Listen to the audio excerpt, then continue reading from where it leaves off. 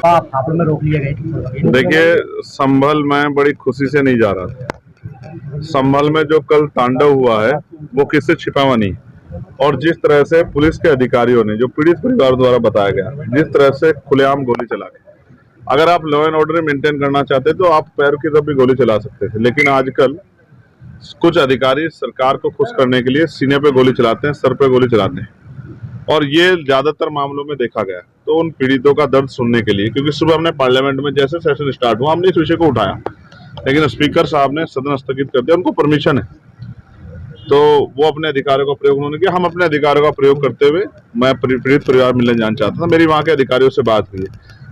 Hapur police का ये कहना है कि आपके वहाँ जाने से लॉ एंड ऑर्डर डिस्टर्ब हो जाएगा। मैं भी नहीं चाहता लॉ एंड ऑर्डर डिस्टर्ब हो, लेकिन मेरी ये तकलीफ है कि जिन परिवारों ने अपने बच्चे खो दिए, जो माएँ आंसू आंख में लेकर मेरा इंतजार कर रही हैं, जिनके परिवारों में शायद कमाने वाला चला गया है, आज उन पे जो बीत रही है, और ऐसे में अगर मेरे जैसा आदमी जो सड़कों पे लड़ता है, अगर वो आज उनके साथ ना खड़ा हो तो शायद मैं अपने आप को माफ ना कर पाऊँ। इसलिए मैं वहाँ जाना चाहता था। मैंने वहाँ के DIG से, वहाँ कमिश्नर से बात की।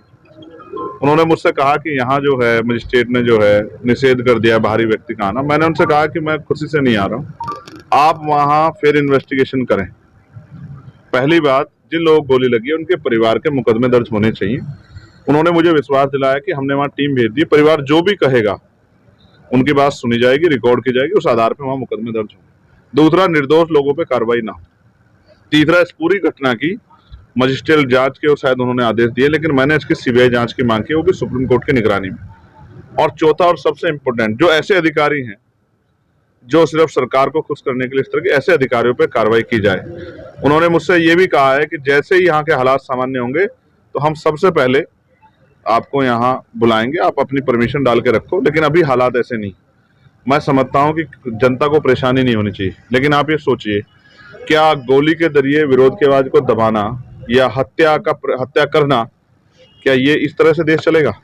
संविधान के आधार पर देश चलेगा। जब इस देश में संविधान के आधार पर देश चल भी रहा है और वर्शिप एक्ट 1991 के अकॉर्डिंग 15 अगस्त 1947 को जो संपत्ति या धार्मिक स्थान जिस शक्ति के आधार पे था, जिसके पास था, जिस स्थिति में था, उसी स्थिति में रहेगा। जब ये ऑर्डर है, उसके बाद हर मंदिर में, हर मस्जिद में मंदिर खोजने की जो प्रक्रिया चली है, ज्ञानवापी में, मथुरा में, अयोध्या के बाद एक ट्रेंड बन गया है।